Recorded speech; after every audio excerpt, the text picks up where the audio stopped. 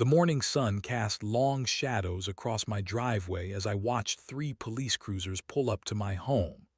My heart hammered against my ribs as the officers stepped out, their faces grim and official. Behind them, Margaret Henderson from the HOA board stood with her arms crossed, a smug smile playing on her lips.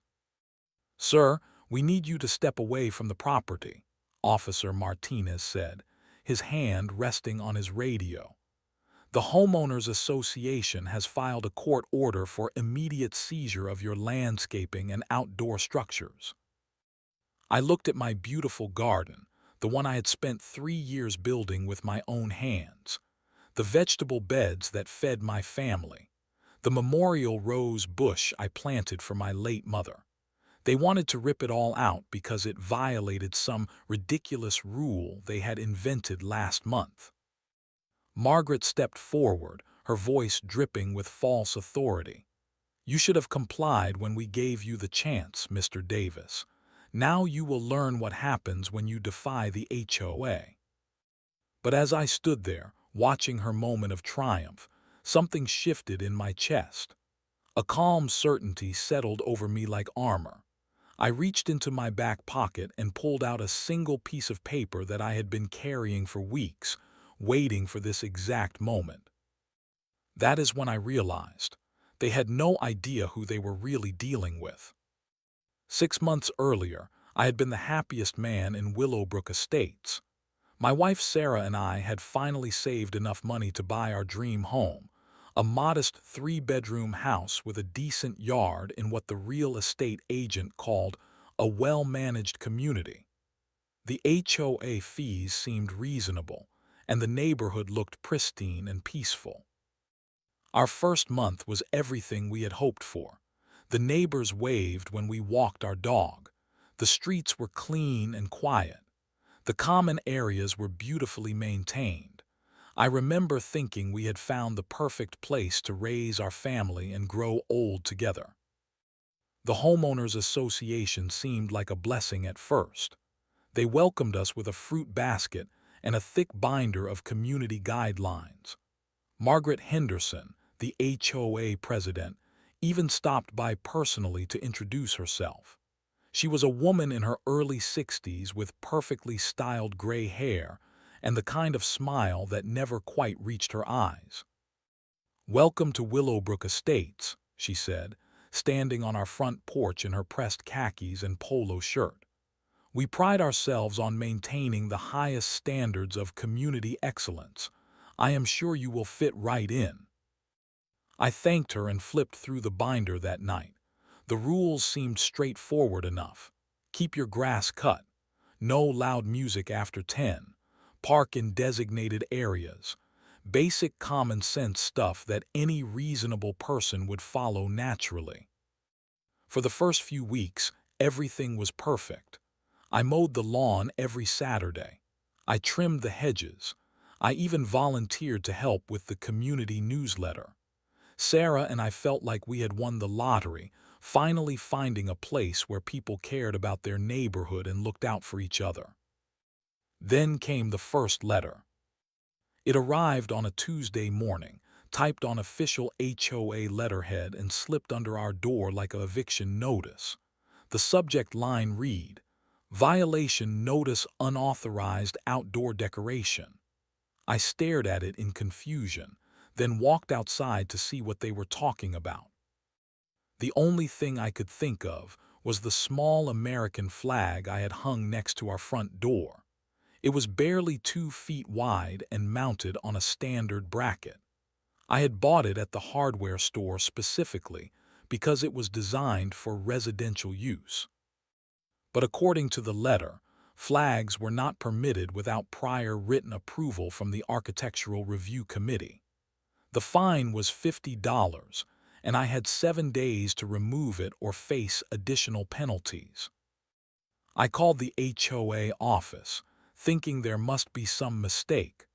The woman who answered sounded bored and irritated, like I was interrupting her lunch.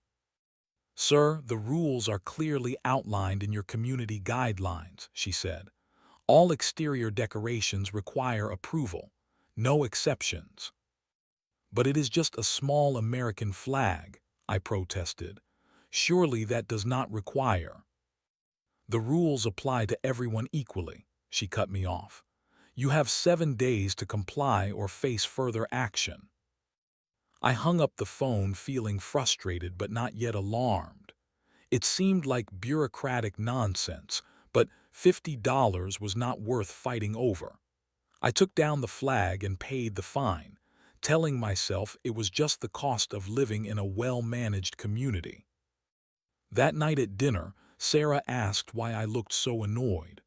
I told her about the flag incident, expecting her to laugh it off with me. Instead, she frowned and set down her fork. "That seems excessive," she said quietly. "It was just a flag." "I know, but it is not worth making enemies over," I replied. "We just moved here. Let us try to get along." But as I lay in bed that night, staring at the ceiling, I could not shake the feeling that something was wrong. The way Margaret had smiled when she welcomed us, the way the woman on the phone had dismissed my concerns, the way they had turned a simple American flag into a $50 violation. I told myself I was overreacting. Every neighborhood has its rules and quirks. We would adjust, follow the guidelines, and everything would be fine. I had no idea that the flag was just the beginning. The second letter arrived exactly 3 weeks later, and this time the violation was completely absurd. According to the HOA, our mailbox was not in compliance with community aesthetic standards.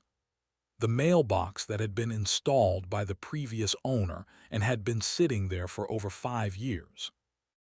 I walked outside and stared at the perfectly ordinary black mailbox, trying to figure out what could possibly be wrong with it.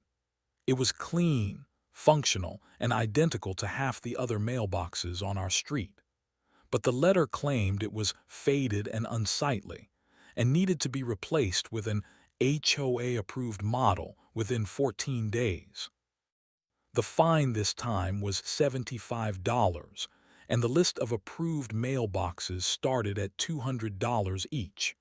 I felt my blood pressure rising as I realized what was happening. This was not about community standards. This was about money. I decided to attend the next HOA board meeting to address the issue face to face. The meeting was held in the community center, a small building that looked more like a corporate conference room than a neighborhood gathering place. Margaret Henderson sat at the head of the table with 4 other board members, all of them middle-aged and wearing the same expression of board authority. "Mr. Davis," Margaret said when I raised my hand during the public comment period, "how can we help you today?" I stood up, feeling awkward and out of place. "I received a violation notice about my mailbox, and I am hoping we can discuss it. The mailbox is in good condition and matches many others in the neighborhood." Margaret shuffled through some papers and pulled out a file with my name on it. "I see here that you have already received 1 violation notice for an unauthorized flag display. Are you planning to make a pattern of challenging our community standards?" Her tone was condescending, like a teacher scolding a troublesome student. I felt my face flush with embarrassment and anger, but I forced myself to stay calm. "I am not challenging anything," I said. "I am simply trying to understand why my mailbox is suddenly a problem when it has been there for years." "The previous owner was also in violation," Margaret replied smoothly. "We have been conducting a comprehensive review of all community assets and bringing them up to current standards. Your mailbox is faded and reflects poorly on our neighborhood property values." One of the other board members, a thin man with wire-rimmed glasses, leaned forward. "Mr. Davis, we appreciate your participation in the community, but these standards exist for a reason. Property values in Willowbrook Estates are among the highest in the county because we maintain strict aesthetic guidelines." I looked around the room at the other homeowners who had come to the meeting. Most of them were staring at their phones or looking uncomfortable. No one seemed willing to speak up or challenge the board's authority. "I understand the importance of property values," I said, trying to keep my voice steady. "But a $75 fine for a perfectly functional mailbox seems excessive." Margaret's smile never wavered, but her eyes grew cold. "Mr. Davis, if you find our community standards too burdensome, perhaps Willowbrook Estates is not the right fit for your family. We have a waiting list of potential residents who would be happy to comply with our guidelines."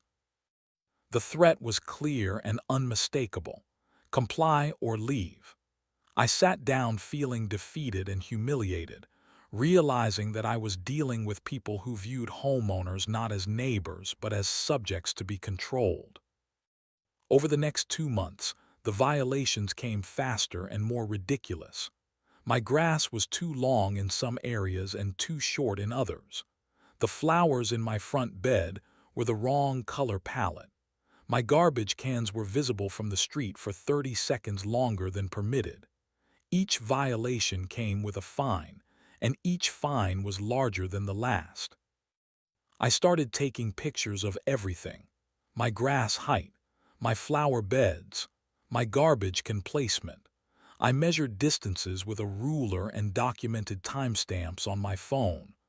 I was turning into a paranoid record keeper, but I could not shake the feeling that I was being deliberately targeted. Sarah noticed the change in my behavior. I was stressed and irritable, constantly checking the front door for new violation notices. Our dream home was becoming a prison where every decision had to be filtered through the HOA's arbitrary rules. "Maybe we should sell," she suggested one evening as I measured the height of our hedge for the third time that week. "This is not healthy for you." "We cannot sell," I replied, my voice harsher than I intended. "We put everything we had into this place. Besides, why should we let them win?" But deep down, I was beginning to wonder if Margaret Henderson was right. Maybe Willowbrook Estates was not the right fit for our family.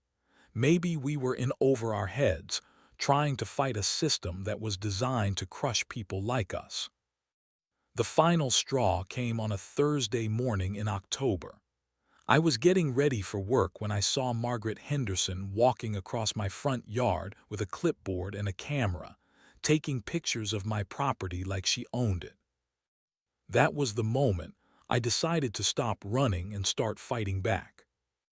The letter that arrived after Margaret's impromptu photo session was different from all the others. This one was not about grass height or mailbox color. This one was about my vegetable garden. I had planted the garden in my backyard during our second month in the house. It was a modest plot, maybe 10 feet by 12 feet, where I grew tomatoes, peppers, and herbs. The garden was completely hidden from the street, tucked behind our house where it could not possibly affect anyone's property values or aesthetic sensibilities. But according to the HOA's latest interpretation of the rules, vegetable gardens were classified as agricultural activities and were strictly prohibited in residential zones. The letter demanded that I remove all vegetable plants within 30 days or face a daily fine of $100 until the violation was corrected. I read the letter 3 times, each time feeling more incredulous. They wanted me to destroy the garden where I grew food for my family, the garden that had helped us save money on groceries and taught our 8-year-old daughter about where food comes from, the garden that had given me peace and purpose after long days at work. But the garden was not just about vegetables. In one corner, I had planted a memorial rose bush for my mother, who had passed away the year before we moved to Willowbrook Estates. She had been an avid gardener, and tending to that rose bush was my way of staying connected to her memory. The thought of them forcing me to dig up my mother's memorial made something snap inside me. This was not about HOA rules anymore. This was about fundamental human dignity and the right to exist in my own home without persecution. I called an emergency meeting with the HOA board, demanding to know how they could justify such an extreme overreach. The meeting was scheduled for the following Tuesday, and I spent the weekend preparing my arguments and gathering evidence of other homeowners who had similar gardens. When Tuesday arrived, I walked into the community center armed with photographs, property surveys, and a copy of the original HOA covenants that had been in effect when I bought the house. I was determined to fight this rationally and professionally. Margaret Henderson was waiting for me with the same cold smile she had worn during every previous encounter. The other board members sat around the table like a tribunal, their expressions ranging from bored to hostile. "Mr. Davis," Margaret began before I could even sit down, "I understand you have concerns about your recent violation notice. However, I want to make it clear that the board's decision is final. Agricultural activities are not permitted in Willowbrook Estates." "This is not agriculture," I said, setting my folder of evidence on the table. "This is a small personal garden in my backyard. It is not visible from the street and does not affect anyone else's property." "The classification is clear," replied the thin man with wire-rimmed glasses. "Vegetable cultivation falls under agricultural use, which is prohibited by our residential zoning restrictions." I opened my folder and pulled out a copy of the original HOA covenants. I have the original documents right here. There is no mention of vegetable gardens or agricultural restrictions. This is a new interpretation that you have invented to harass homeowners. Margaret's eyes flashed with anger. "Mr. Davis, the board has the authority to interpret and enforce community standards as we see fit. Your confrontational attitude is exactly the kind of behavior that disrupts our peaceful community." "Confrontational," I stood up, my voice rising despite my efforts to stay calm. "I am trying to protect my right to grow food in my own backyard. How is that confrontational?" "You have 30 days to comply," Margaret said, her voice sharp and final. "If you choose not to, we will have no choice but to involve law enforcement to ensure the violation is corrected." The room fell silent. Law enforcement. They were threatening to call the police because I refused to destroy my vegetable garden. The absurdity of it was breathtaking, but the threat was real. I looked around the table at the other board members, searching for any sign of reason or compassion. I saw only blank faces and cold indifference. These people had convinced themselves that they were protecting the community, but they were really just drunk on their own power. "There is something else," I said, my voice steady despite the rage building in my chest. "In my garden, I have a memorial rose bush that I planted for my deceased mother. Are you ordering me to destroy that as well?"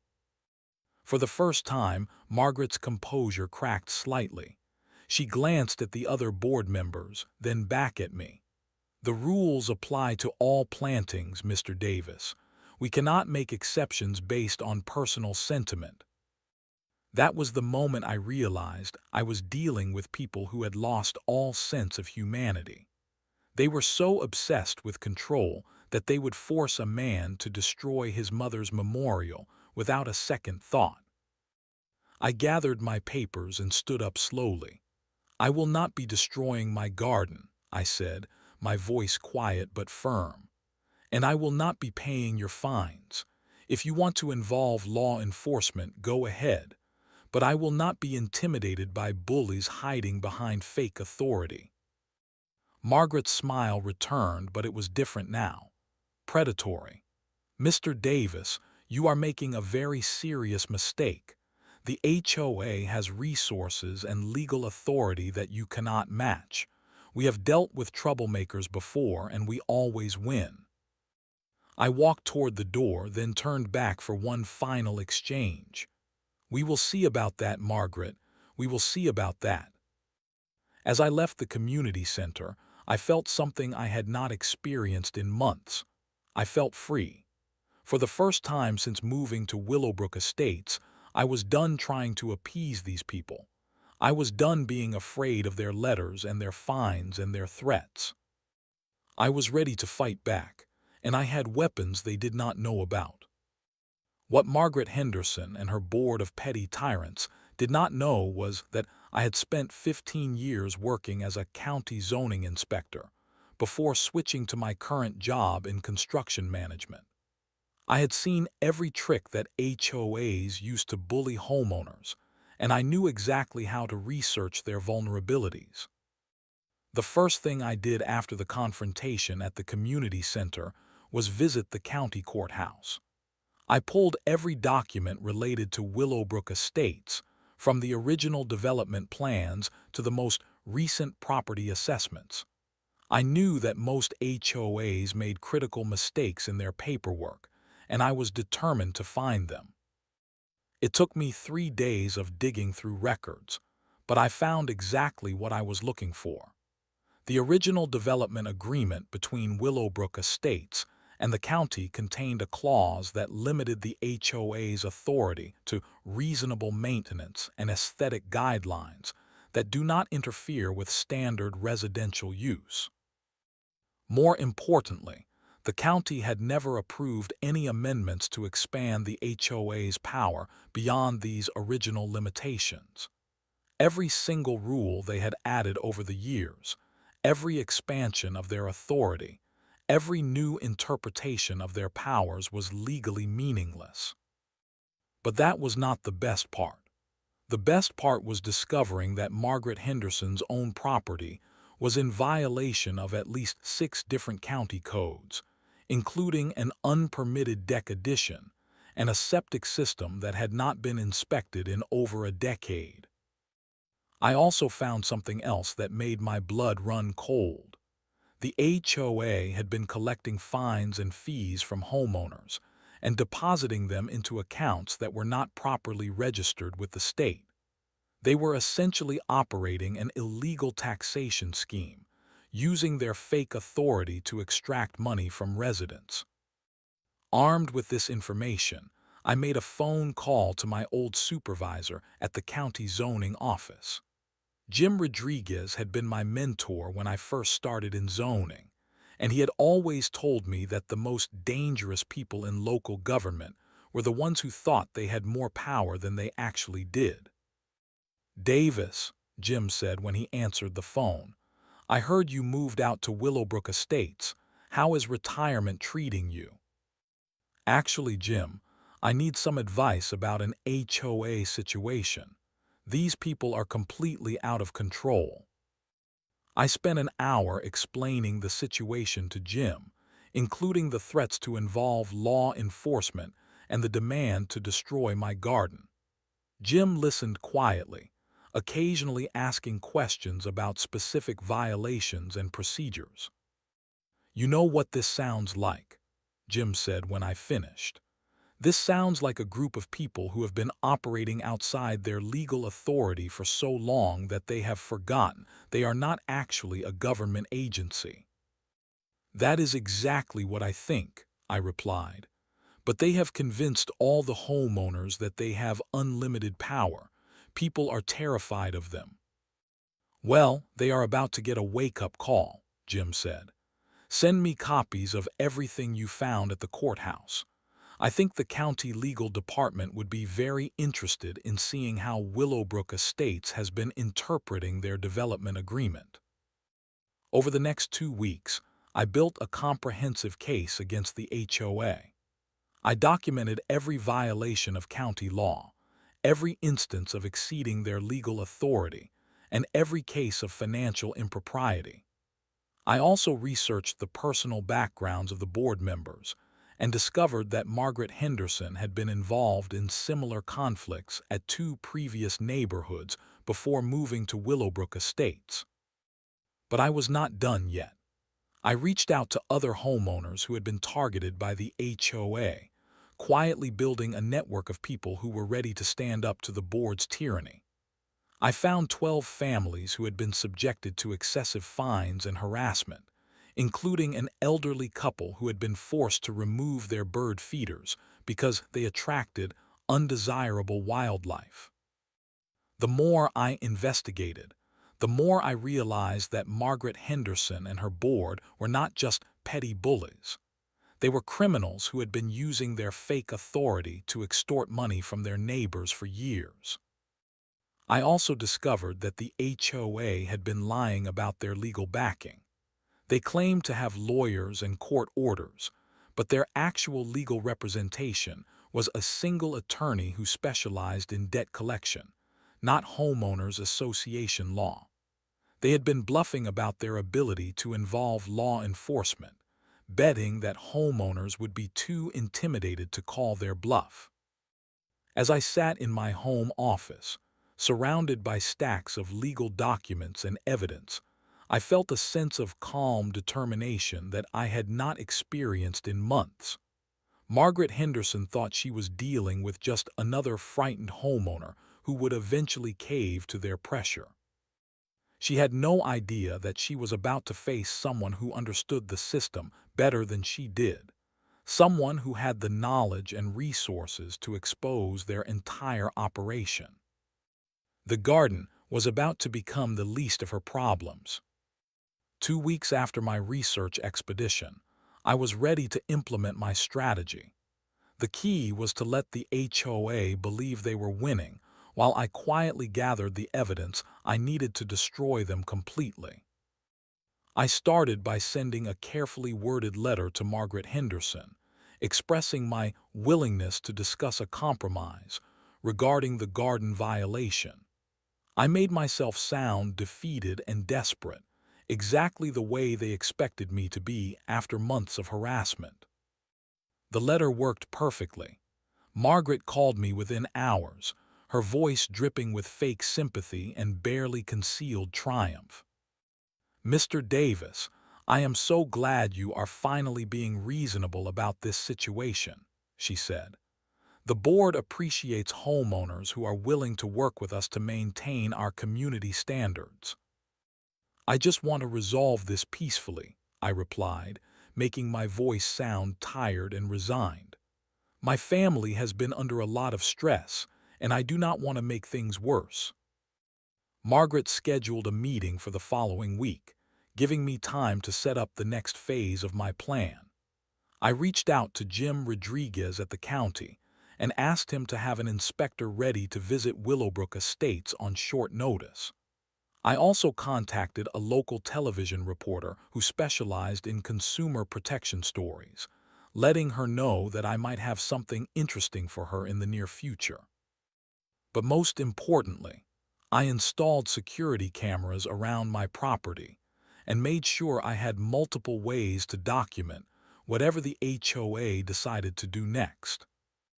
The meeting with Margaret took place at the community center, with the same board members who had dismissed my concerns weeks earlier. This time, I played my role perfectly, acting like a broken man who had finally accepted defeat. "I understand that I cannot fight the HOA," I said, sitting slumped in my chair. "I am willing to remove the garden, but I need some time to do it properly. Some of the plants are valuable, and I want to try to relocate them." Margaret's smile was triumphant. "Of course, Mr. Davis. We are not unreasonable people. How much time do you need?" "2 weeks should be enough," I said. "I can start removing things this weekend." "That sounds acceptable," Margaret replied. "But Mr. Davis, I want to be clear about something. This is your last chance to comply willingly. If you do not follow through on this agreement, we will have no choice but to take more serious action." "What kind of action?" I asked, though I already knew the answer. Margaret glanced at the other board members, then back at me. "We have been in contact with the county sheriff's office. They have assured us that they will assist in removing any unauthorized structures or plantings if necessary." There it was, the threat they had been building up to for months. They were claiming to have law enforcement backing for their illegal demands, and they expected me to be too scared to challenge them. "I understand," I said quietly.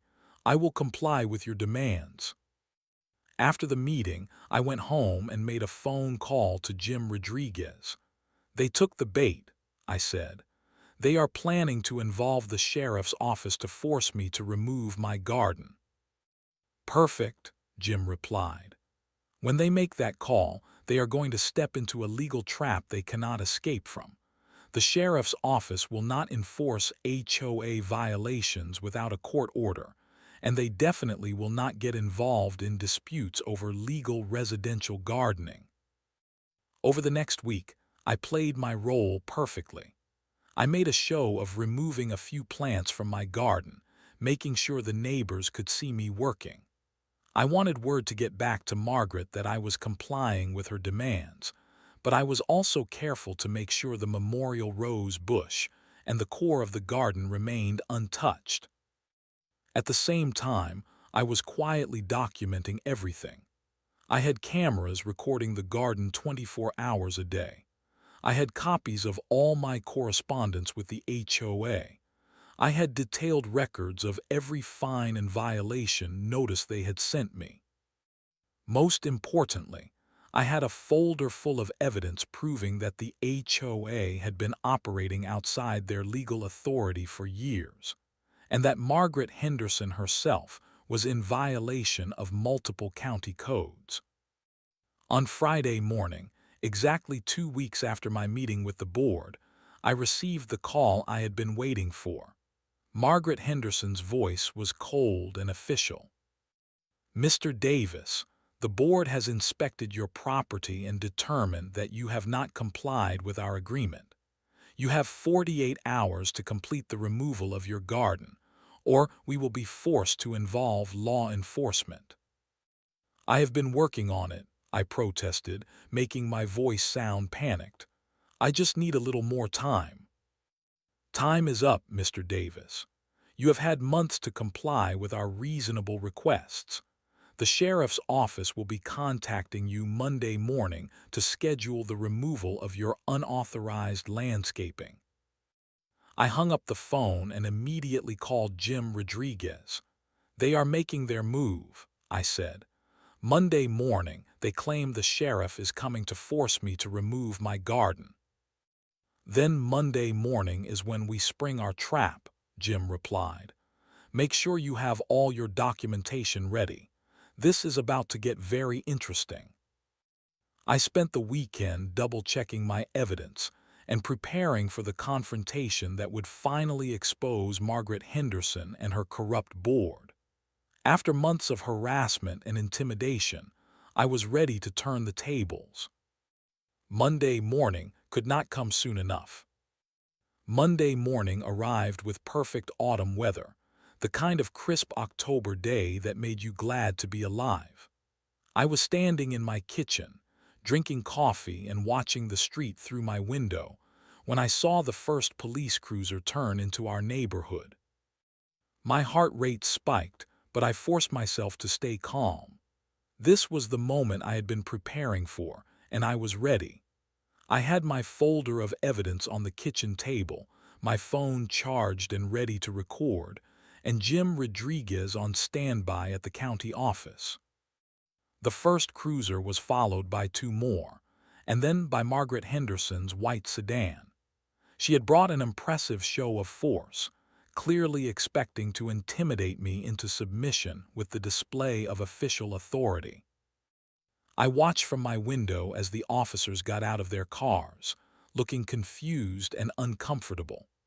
Behind them, Margaret emerged from her car wearing a bright red blazer and carrying a clipboard, looking like she was heading to a board meeting rather than a police confrontation. The lead officer was a middle-aged Hispanic man with sergeant stripes on his sleeve. He looked around the neighborhood with the expression of someone who was not sure why he was there. Margaret marched up to him immediately, gesturing toward my house and talking rapidly. I could not hear what she was saying, but I could see the officer's expression growing more skeptical by the minute. He kept shaking his head and pointing at his radio, clearly trying to explain something to Margaret that she did not want to hear. Finally, they started walking toward my front door. I took a deep breath, grabbed my folder, and went outside to meet them. "Good morning, officers," I said, stepping onto my front porch. "I am Tom Davis. I understand there is some confusion about my property." Sergeant Martinez looked relieved to be dealing with someone who seemed reasonable. "Mr. Davis, we received a call from the Homeowners Association claiming you have some kind of code violation that requires police enforcement. But I have to tell you, we do not usually get involved in HOA disputes." Margaret stepped forward, her face flushed with anger. "Sergeant, Mr. Davis has been in violation of community standards for months. He has refused to comply with legal orders to remove unauthorized landscaping from his property." "Ma'am," Sergeant Martinez said patiently, "HOA violations are civil matters. We cannot force someone to remove landscaping without a court order." "But you said you would help," Margaret protested. "I spoke with someone at your office who assured me that you would assist in enforcing community standards." I could see the exact moment when Sergeant Martinez realized he was dealing with someone who had misunderstood or misrepresented their conversation. His expression shifted from confusion to mild annoyance. "Ma'am, if someone at our office said that, they were mistaken. We do not enforce HOA rules. We enforce county and state laws." This was my moment. I opened my folder and pulled out the first document, a copy of the original HOA covenant that limited their authority to basic maintenance guidelines. "Officer, I think there might be a bigger issue here," I said, handing him the document. "I have reason to believe that this HOA has been operating outside their legal authority for years." Margaret's face went pale. "Mr. Davis, you cannot involve the police in our internal community affairs." "Actually," I said, pulling out another document, "I think the police should be very interested in this situation. This HOA has been collecting fines and fees without proper legal authority, which is essentially theft by deception." Sergeant Martinez looked at the document I had handed him, then at Margaret. "Ma'am, do you have documentation showing that your organization has the legal authority to impose fines and fees on residents?" Margaret fumbled with her clipboard, pulling out various letters and notices. "Of course we have authority. We are the Homeowners Association. We have always had this authority." "That is not what the county records show," I said, handing Sergeant Martinez copies of the development agreement and county correspondence. "According to these documents, the HOA's authority is limited to basic maintenance guidelines. They have no power to impose fines or fees." I watched Margaret's confidence crumble as she realized that I was not the helpless victim she had expected. The other officers were now paying attention, and I could see them looking at Margaret with suspicion rather than respect. "Furthermore," I continued, "I have evidence that the HOA president herself is in violation of multiple county building codes." I handed Sergeant Martinez the documentation of Margaret's unpermitted deck addition and septic system violations. His eyebrows rose as he read through the papers. "Ma'am, these are serious violations," he said to Margaret. "Have you contacted the county about bringing your property into compliance?" Margaret's face was now bright red, and she was stammering incoherently. This is, this is harassment. Mr. Davis is trying to deflect from his own violations. What violations? I asked calmly. Growing vegetables in my backyard, planting a memorial rose bush for my deceased mother. Which county law does that violate? Sergeant Martinez looked at Margaret with the expression of someone who had just realized they had been played. Ma'am, I think you need to contact your attorney about this situation. We cannot help you enforce rules that you may not have the legal authority to impose. Margaret turned to the other officers, looking for support, but they were all looking at their phones or avoiding eye contact. The impressive show of force she had arranged had turned into a public humiliation. This is not over, Margaret said, her voice shaking with rage. The board will not tolerate this kind of defiance. Actually, I said, pulling out my phone, I think it is over. I have been recording this entire conversation, and I have already shared copies of all this evidence with the county legal department and a local television reporter. Margaret's mouth fell open. She looked like someone who had just been told they were being audited by the IRS. Have a good day, officers, I said, shaking hands with Sergeant Martinez. Thank you for your professionalism in handling this situation. As the police cars drove away, Margaret stood in my driveway looking defeated and lost. The woman who had terrorized our neighborhood for years had been exposed as a fraud, and she knew it. The war was over, and I had won. The aftermath of that Monday morning confrontation was swift and decisive. By Wednesday, the local television station had run a story about HOA overreach in Willowbrook Estates, featuring interviews with several homeowners who had been harassed by Margaret Henderson's board. The story went viral on social media, with thousands of comments from people sharing their own HOA horror stories. The county legal department moved even faster. Within a week, they had issued a cease and desist order against the HOA, freezing all their accounts and launching an investigation into their financial practices. Margaret Henderson was personally cited for multiple building code violations and faced thousands of dollars in fines. The best part was watching the neighborhood transform. Without the constant threat of violation notices and arbitrary fines, people began to relax and actually enjoy their homes. Neighbors started talking to each other again instead of living in fear of being reported for minor infractions. 3 other families came forward with evidence of HOA harassment, and we formed a group to petition the county for permanent oversight of the association. The old board was dissolved, and new leadership was elected with a mandate to return to the original, limited scope of the HOA's authority. Margaret Henderson put her house on the market within a month and moved away without saying goodbye to anyone. I heard later that she had tried to join the HOA board at her new neighborhood, but her reputation had followed her. Sometimes justice really does have a way of catching up with people. My garden flourished that year.